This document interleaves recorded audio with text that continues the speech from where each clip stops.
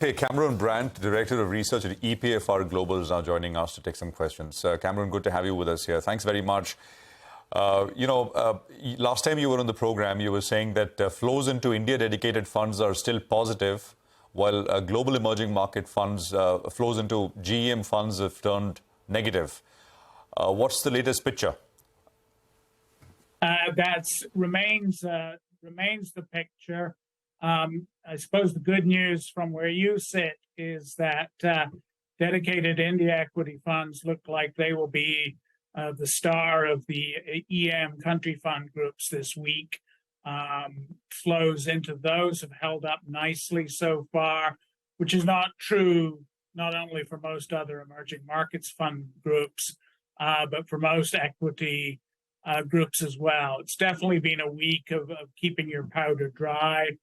Seeing a lot of money go into money market funds, not just in the US now, but in Japan and Europe as well. So I think people are definitely sort of taking their guard at the moment while they wait to see whether the latest spike in oil prices passes through, what the data leads the Fed and the ECB to decide later this month. There are a lot of headwinds, though, for the emerging markets like India, right, Cameron? Whether it is higher crude prices, whether it is the spike in the dollar index. There are also some big events upon us, like the US Fed meet, as you said.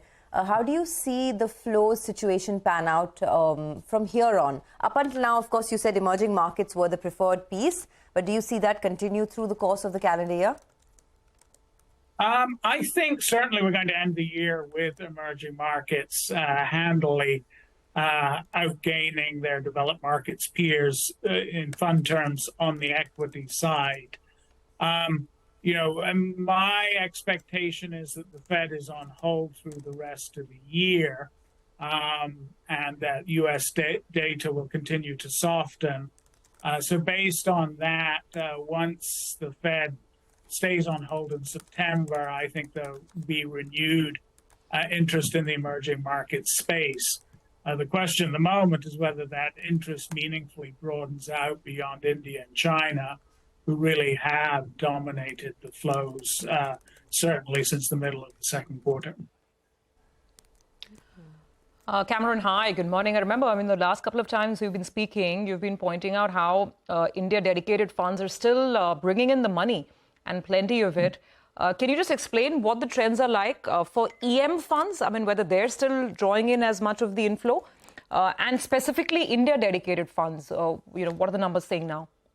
Yeah, so the answer is that the India-dedicated funds are on track for another week of above-average flows. And what I'm noticing, too, is that those flows are beginning to move beyond the funds with the large cap mandates. Those are nearly always the first ones to benefit when there is a major shift in sentiment towards an individual market.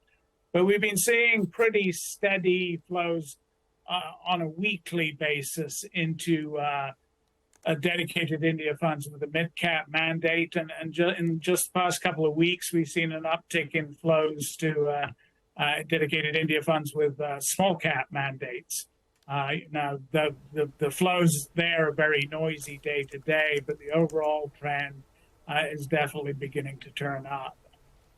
All right, Cameron, we'll leave it at that. Thanks a lot for joining us and giving us your quick take on the market and what you're expecting to see from here on. That's a take on how the flows are panning out. But